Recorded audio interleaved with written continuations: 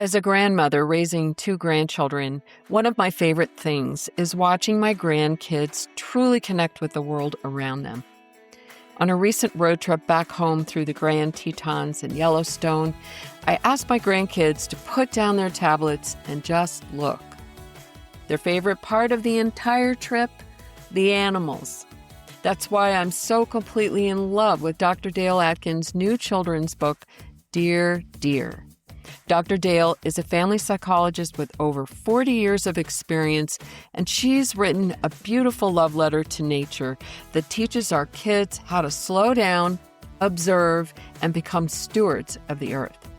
So if you want to help the children in your life build deep empathy, independent problem-solving skills, and a true sense of wonder, you need this book on your shelf.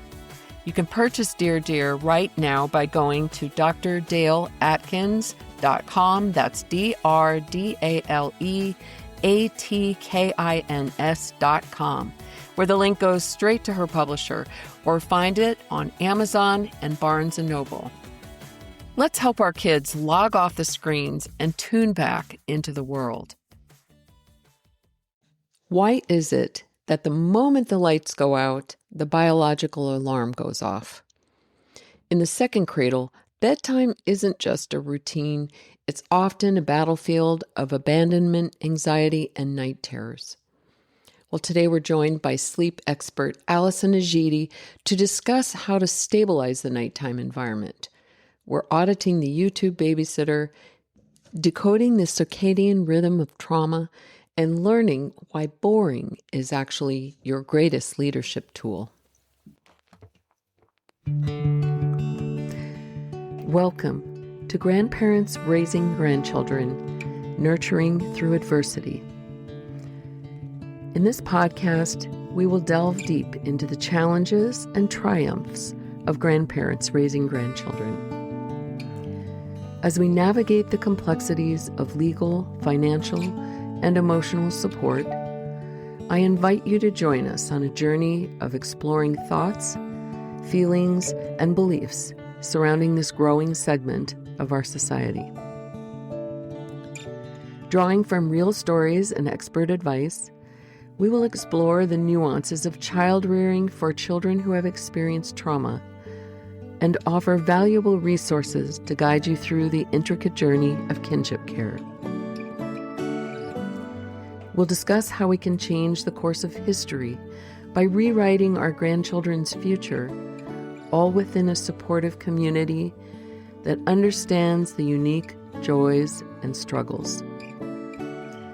This podcast was made especially for you.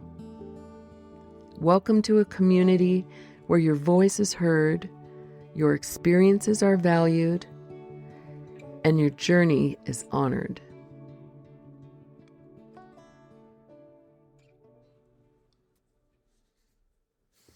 I'll admit it, I've used YouTube as a nighttime babysitter. When you're an exhausted grandmother raising a 6-year-old and a 10-year-old, you reach for whatever tool stops the crying. But lately, the quick fix of the tablet has turned into a survival mode nightmare for my grandson. His mind gets sucked into these digital worlds and he can't find his way out when the lights go off. I realized I was afraid to change the rules because I didn't think I had the energy for the blowback. But as a CEO, I know that you can't build a stable mission on a crumbling foundation. This conversation with Allison reminded me that my job isn't to avoid the tantrum. It's to re-imprint their brains with the safety of a solid night's rest. Welcome, Allison. It's nice to have you back on the show. Yeah, so nice to be here. In episode 32, we talked about the basic mechanics of sleep. And this time I wanted to talk to you a little bit about some of the issues that many of us kinship caregivers are experiencing with children that have had issues with trauma. And of course, all of it comes out in the sleep. You come from a high-achieving background where you were used to solving complex problems, yet a toddler's sleep nearly broke you. And in our grandmother's community, we're often dealing with children with night terrors, abandonment anxiety, and a biological alarm that goes off the second the lights go out. Why is it that bedtime feels like a battle for these families? Sleep is not something that we all are getting a lot of education on, which is why it really stumped me with my typical child. And I think if you just take, whether it's a typical child or a child who's been through trauma, or you or me, when you're tired and you're at the end of the day, anything that we're prone to is going to start to rear its ugly head. So whether it's natural anxiety, it's being ornery, it's trauma, the more tired you are, those things start to creep in. So when you think about bedtime, that's part of the reason it's a very common place for parents to start to feel friction. When we're tired and exhausted, I just don't cope with the kids as well as I should. Absolutely. I think all parents can relate to that. I'm relying on techniques that were used when my kids were young, and it doesn't quite work the same. Plus, I'm a different person. I'm older. I'm less flexible. My granddaughter was sleeping with the lights on, music playing at full blast, and she could still go to sleep, but I knew she couldn't be getting solid sleep. You suggested that we use a red light in the room. That's worked excellently. Fantastic. We're turning down the music, but we've kept that on. She has coped with the adjustment much less smoothly than my grandson, who's much younger. Now, Tommy is having some trauma that's coming back. As he feels more safe, some of the trauma and memories are coming back to him. So I've struggled, and my husband and I have had disagreements about him coming back into our room to sleep, which is what he's been wanting to do. I've been a little lenient about it, but I realize that I need to readdress what the parameters are coming to our room at night to sleep. And my daughter slept with me until she was almost 7 years old. I'm embarrassed to say, but it worked for us. Mm-hmm. And I want to know what I should do now that my 6-year-old is wanting to come into our room to sleep because he's going through some of these night terrors. Yeah. Well, the first thing that comes to mind is, what can we do to help him possibly not have as many bad dreams? And bad dreams can obviously be triggered by trauma. But the first thing that comes to mind is it possible he's also watching something? He's probably prone to having bad dreams because of his history and potentially because of his genetics. And that may mean that he is more easily triggered. So he's at an age where he probably has interest in reading different books and watching different shows and watching different movies. And sometimes it can be something that's very benign to you or me that is triggering to him. So I'm completely making this up because I know nothing about his specific details. But if he's watching something that has even humorous violence in it, and he has some history of being exposed to violence, it may be very triggering to his internal system. And that's playing itself out at night. So one thing whenever any children are having bad dreams is I say, just take inventory of what they're being exposed to. Obviously, kids go to school. We can't micromanage everything, but sometimes I'll say, or have a parent say to a child, hey, I've noticed you've been having more bad dreams lately. We're going to take a break from shows. Sometimes we'll just take a little hiatus. I realize this can sometimes feel like punishment to the caretaker because sometimes the shows are kind of babysitter momentarily, but you can take a 1 or 2 week hiatus and just see, do you notice any improvement in the dreams? We just want to get curious about that. And then another thing that can help, whether it's a show or not, and it's just kind of history coming forward as he's feeling more secure at home, would be trying an earlier bedtime. So one of the best ways to avoid bad dreams is to fall into a high quality sleep out of the gate and to not be in an overtired state. So if we just take me, for example, I grew up with bad dreams all throughout my childhood, not because of trauma, but just I was prone to them. And I cured my own nightmares as an adult after becoming a sleep coach by realizing I need to go to sleep earlier. As soon as my bad dreams flare up, I always know, like, you got to go to bed early, Allison. You got to really get yourself in bed by 9 o'clock, and I can kind of reset my system.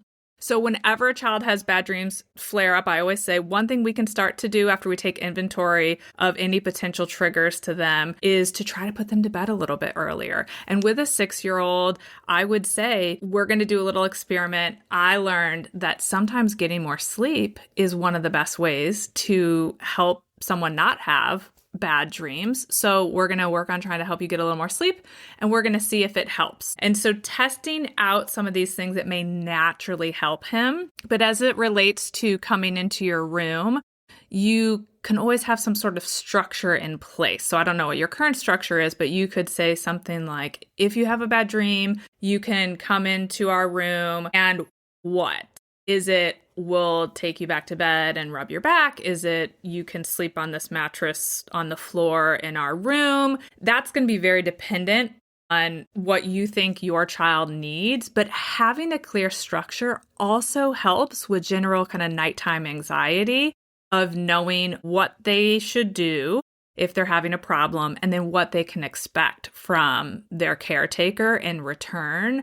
That helps with that whole process. Well, as you talk about this, one of my issues, and I think it's my own issue, is that I think that there has to be a general rule.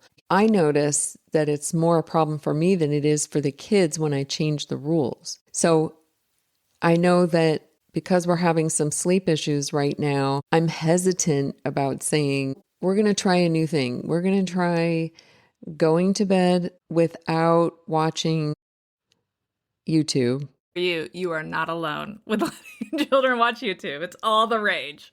Well, it was a babysitter when we first got them, but now it's not working. Now we know they're stabilized and it's too much stimulation at night. So what we started implementing yesterday actually was that they have a little software program called Splash Learn. Mm-hmm.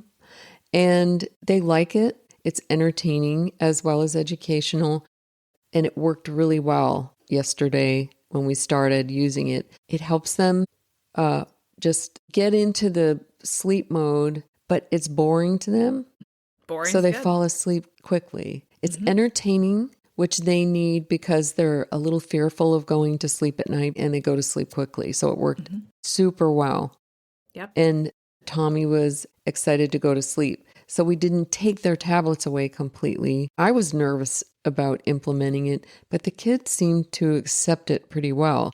So I think it's me that's more afraid of changing the rules when we need to. And what I hear you saying is don't be afraid to do that. Well, I think we can all relate to that. If we just take the screen example specifically, I knew that my oldest daughter, when she was in early elementary school, was struggling with the screens. She's also my child who is very drawn to the screens. So one of my children likes screens, what child doesn't? But she can easily kind of take it or leave it, or she'll get bored of it. My other daughter, if you gave her a screen and let her take it to her room, she could literally stay up all night and just be glued to the screen.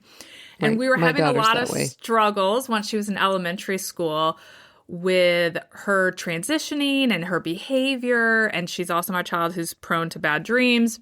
And so in my heart of hearts, I knew I need to get rid of screens. But I put it off probably for months because I was scared to make the transition. I now don't recall what the breaking point was, but maybe we had such a disastrous evening at some point that I said, that's it. I'm taking 2 weeks off. I'm going to commit to 2 weeks and then I'm going to reevaluate. And I did. I said, we're going to do no screens during the week, during the school week. If it's a school day, we are going to do no screens. And I was terrified personally to do this. And I think I got 3 days of significant blowback, like tantrums, you're so mean, all the things. And then that was it. It was like 3 painful days, and we never brought it back. For years during the school week, we just didn't have screens. And to your point, I put it off. I dreaded it. And then after 3 days of discomfort, it was better for all of us. And they stopped asking. They just kind of fell into a routine.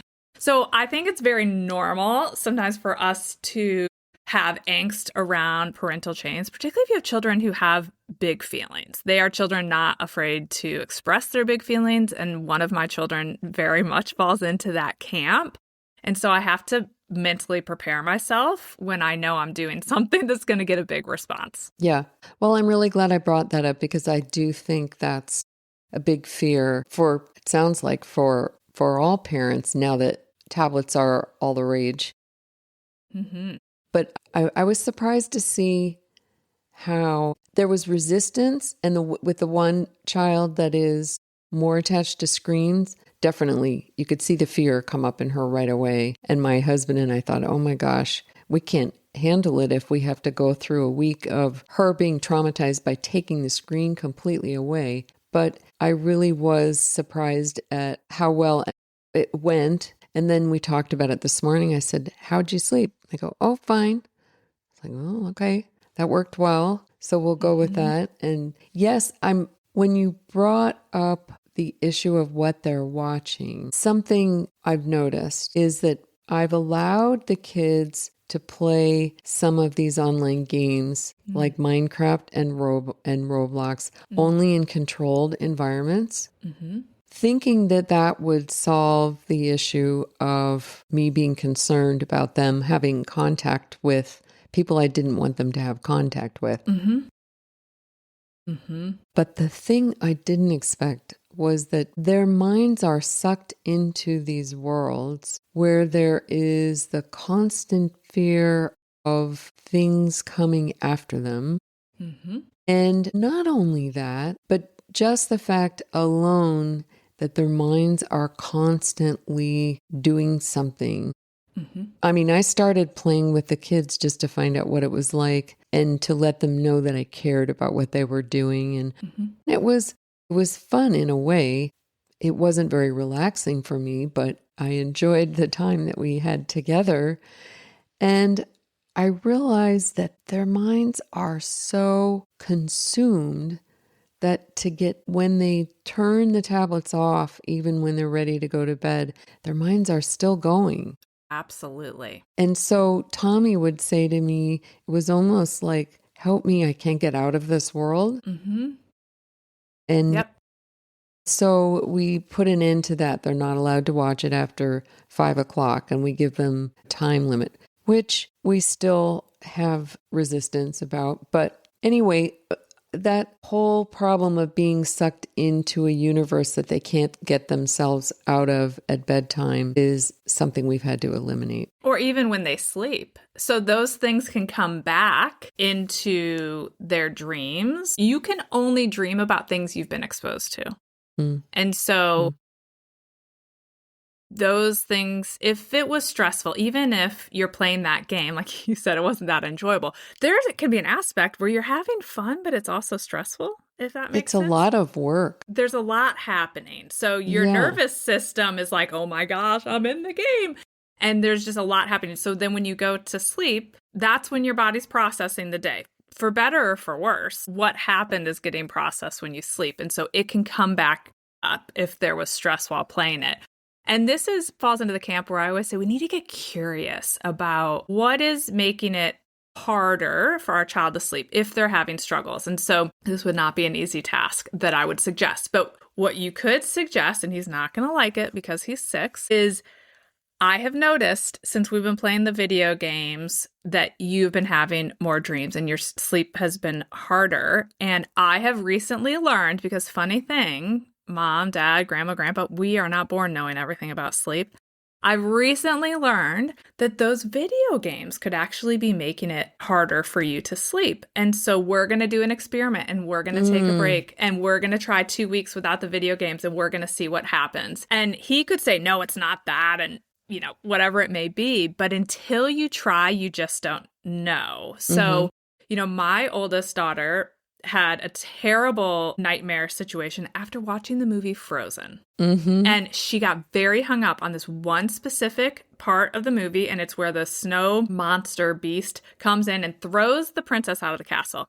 To me, it felt fairly benign. Like, yes, he was big. He didn't really hurt. He chucked her out of the castle. And I think she fell in the snow. And for whatever reason, it kind of imprinted, and she had repetitive dreams for, I can't remember if it was 1 week, 2 weeks, about this snow monster. It just repetitive over and over and over. And since then, we were like, we just won't watch Disney movies. Every Disney movie has some sort of villain in it that's going to do something. And so my other daughter could absolutely watch things, and she's not prone to bad dreams, and she did fine. And so I just had to tell her, we can't watch that. It's going to make you worry. And then as she got older, she can absolutely self-regulate. So now she's 13, and she could start watching something, and she'll start to say, I'm feeling it. I'm going to have bad dreams if I keep watching this. And then we just turn it off. And over time, she's been able to take on more and watch more things. But she'll sometimes send her younger sister to watch something and say, report back to me and tell me if I should watch it. And so some of it is doing the experiment to test it and then helping your child learn what works for them and what doesn't. And it's a journey. But that could be helpful. But until you test it out, you kind of don't know. Yeah. And what works for one child doesn't work for the other. That's, I think, important. And Totally. I forget that. I don't know why I think we tend to generalize and say, oh, just because it's G-rated, that right, the kids can all watch it. And then you see one child have a reaction to it and you go, you shouldn't, that's not very scary. I don't know why you're scared about that. Or my child was fine. That can't be the problem because my child watched that movie and was fine. Right. Same thing with the video games. Some children are fine with the video games. Yeah. And some are not. They're internalizing a lot of it. I like that. I think that awareness is important. So have you ever heard about trauma affecting the circadian rhythm? So I am not trained specifically in trauma. So I haven't heard specifics around it, but I'm curious if you have been reading up on it or what you've learned. Well, I have been, and I know that defiance tends to start becoming activated around 8 o'clock, and it's a response to the dark. Now, I know myself, if I have any issue that's troubling me, it's about that time of night. If I start thinking about it, I become anxious. But I think that's an important fact for grandparents to know. If they notice that around that time, that would be normally when the circadian rhythm is starting to kick in. We start getting calm around the dark. It's not I guess not that way for everyone. But if parents notice it, it was something that I had read about. I think that everyone's circadian rhythm, I think it's underrated, the power of the circadian rhythm. And so what you're describing to me, I see often where we've kind of missed the window. So if there's a window where it's going to be easiest for children to fall asleep, and then if they get over that hump, and sometimes they're shifting into second wind category, you can meet more defiance in general because now they don't feel as tired. And if you're anxious and then suddenly you're asked to do something that's not feeling easy because you're not feeling tired, you're going to be more defiant. So I would argue, without having read what you've read, and I'm not saying it's incorrect, but I would encourage parents or grandparents to really watch, do you see a lull where you think, oh, they look tired? If you see yawning, my kids know if I see a yawn, it's over. So did you see a yawn? I remember that as a child thinking, oh, I'm fighting that yawn because then my parents are going to send me to bed. Right. My kids know I don't like to see a yawn. So if you see some sign that you're like, oh, that could be the sleep wave. That's it. It's coming. They're getting irritable. But then you might notice, oh, there's this moment. Maybe it's close to 8. Maybe it's between 7:30 and 8 is a very common window where it's like, the sleep wave came, they made it past, and they took off. It's a little bit like if I stay up past 10 o'clock. So I'm ready. Saying there's a window, and if we miss it, that you're going to meet defiance. I did not realize that. Because that natural pull to sleep, where their circadian rhythm has the most natural pull to sleep, it's past. And then sometimes you creep into, well, now they're ready to chug along or push back on sleep until they crash, until they literally can't stay awake anymore. And so sometimes it's trying to get ahead of that period that feels most challenging. So it's very counterintuitive. Parents come to me all the time. They say, my child doesn't fall asleep till 10. And I'll say, okay, great. We're going to do lights out at 7. And that's really hard to comprehend, but we're trying to get ahead of that second wind. Okay. I think that's a great lesson to learn. Tell us a little bit about your coaching program, the podcast. I know it's a wonderful podcast. I listen to it. I love getting your newsletters. They're fun. I think there was something about a nail in this My one. nails, yes. Your nails. And this great find that you had about nails. And we're always looking, as grandparents, we're always looking to save money. So I really encourage everyone listening to sign up for Allison's newsletter, because she has this little section, and I think it's wonderful. It has nothing to do with sleep. It's all about great products that she finds. And I went into Amazon to look about the nails this week. They're great. I found my friend who introduced me to those nails, she heard about them from a friend whose husband was battling cancer. And so they were spending a lot of time at the hospital. And so she got these nails so that when she was sitting there, she could do her own nails. And it is so much less expensive than going to the nail salon. And I can do it whenever I want. Yes, little weekly finds. Mm-hmm. But my sleep practice, I do one-on-one coaching where we'll get on Zoom and talk through a child's specific sleep struggles. And then I have sleep coaches who do that as well. And then I'll do educational workshops and programs that are online as well. And I work with newborns all the way to kids in high school. And the main focus is figuring out how to put together their sleep puzzle. So a little bit of everything we are just talking about around how do we make sleep easier for that child and figure out what works for them specifically. I know you're a wealth of information, and I've loved being introduced to you. I encourage everyone to at least follow the podcast and get on her newsletter. And if you need one-on-one coaching, of course, I think Allison is a wonderful person to work with. I'm asking all of my interviewees right now to answer a few questions for me. I'm putting that in the book that I'm writing, and I'd love to hear what your opinion is on what I'm hearing as far as systematically and socially, that one of the biggest problems we do is we put everyone into a one-size-fits-all category. And what you're saying is that no one-size-fits-all, and that's an important social concept of sleep that we need to be aware of with our kids. Yes, I do not think there is a one-size-fits-all really in any area of parenting, but sleep specifically. If there was a one-size-fits-all approach, we'd all be doing it, and our children would be sleeping beautifully. So I always just encourage people to learn about sleep, to learn about the importance of sleep, understand why it should be a priority, and then get very curious, not only about their children's sleep, but about their own sleep and what sets them up for success. And even if you're doing a sleep intervention or sleep training, there's no one-size-fits-all approach to that either. You need to find what works well for that child based on their history, based on their temperament, based on the parenting style or their caretaker style. You have to put all those pieces together, but there is no one-size-fits-all approach to sleep. I'm glad that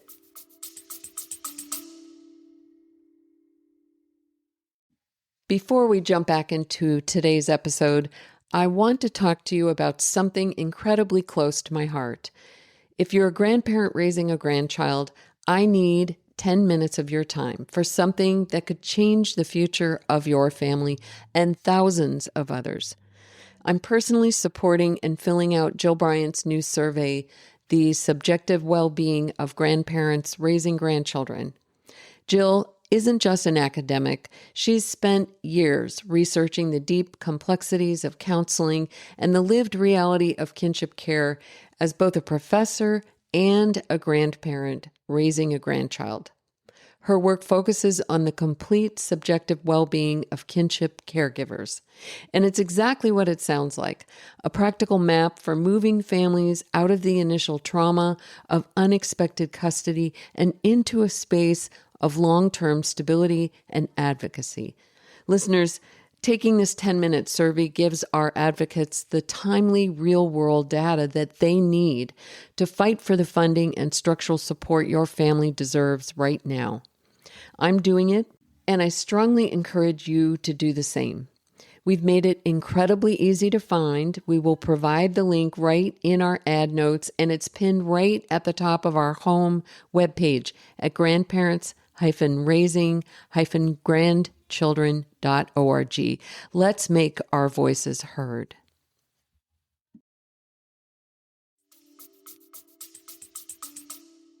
I'm glad that you brought that up because I'm learning a lot about that.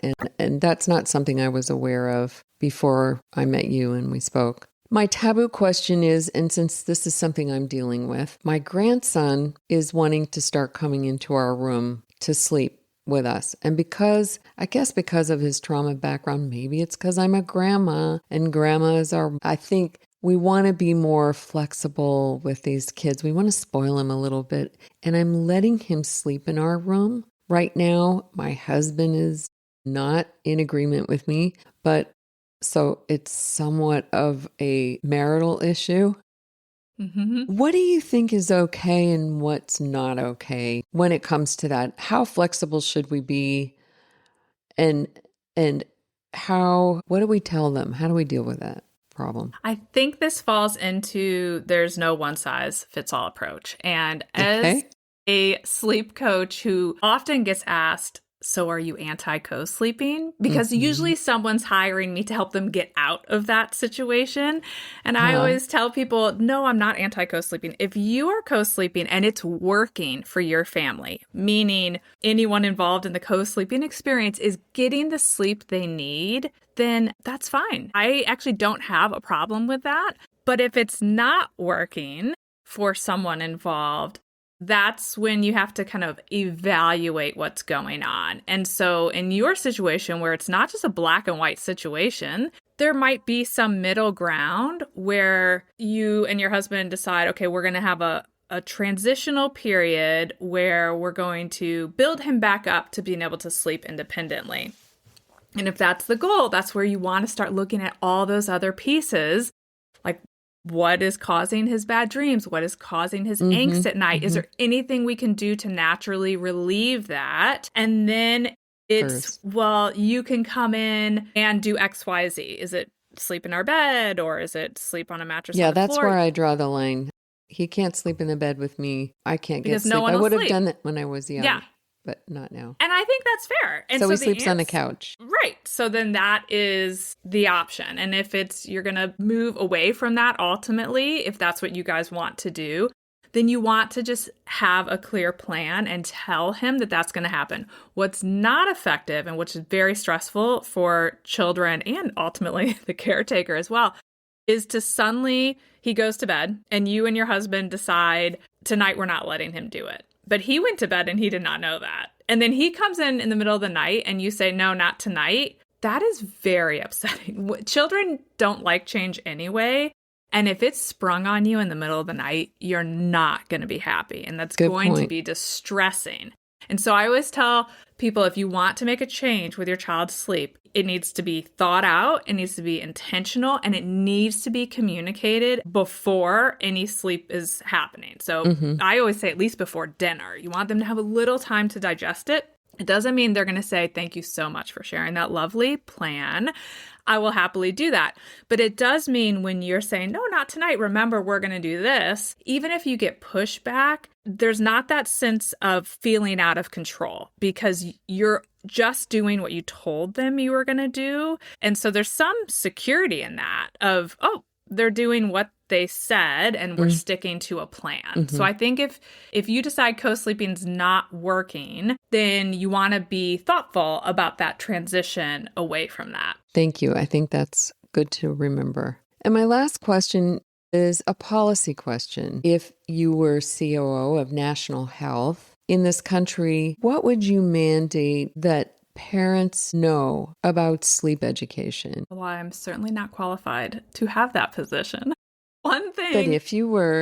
If I was, I absolutely think it would be powerful for parents to receive education on the power of sleep at multiple points. So I think it'd be fantastic if the pediatricians we're able to provide some basic education. I realize they are very spread thin with all the things we would like them to provide, but also schools, whether it be preschool, elementary school, middle school, high school, some basic education for parents to understand how much sleep is optimal at different ages and as kids develop and change. What might they expect?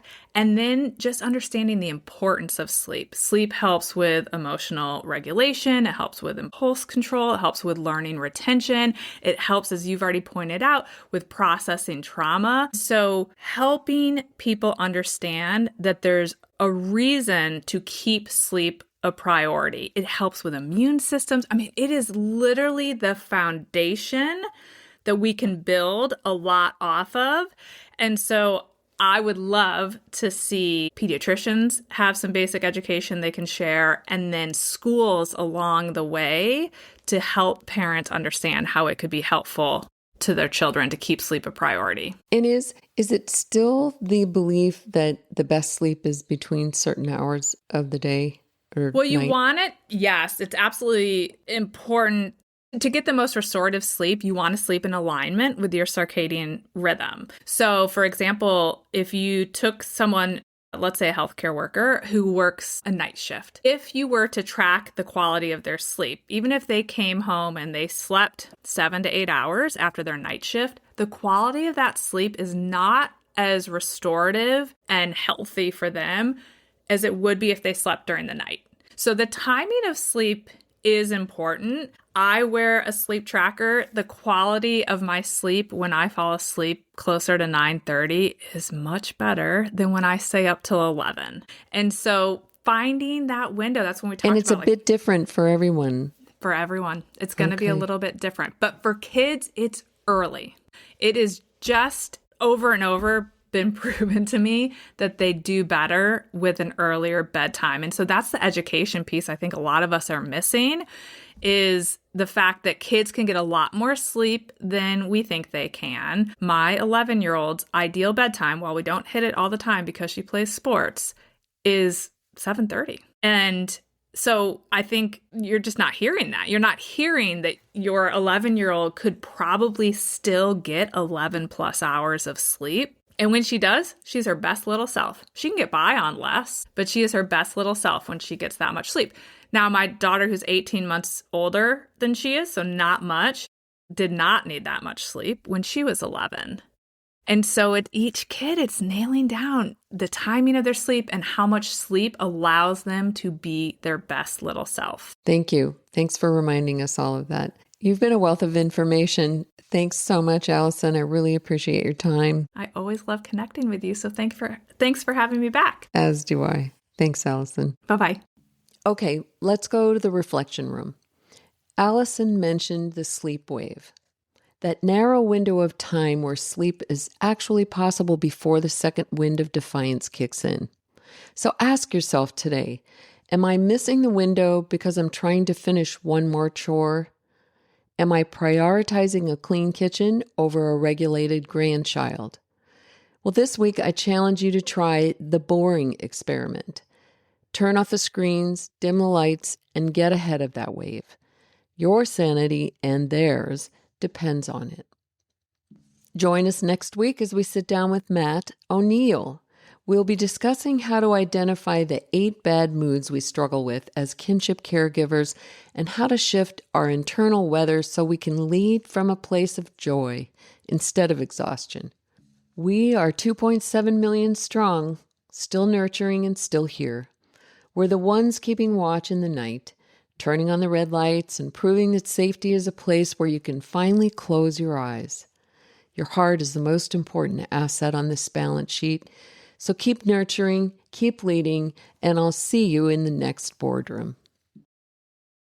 Before we sign off today, I want to leave you with one final thought.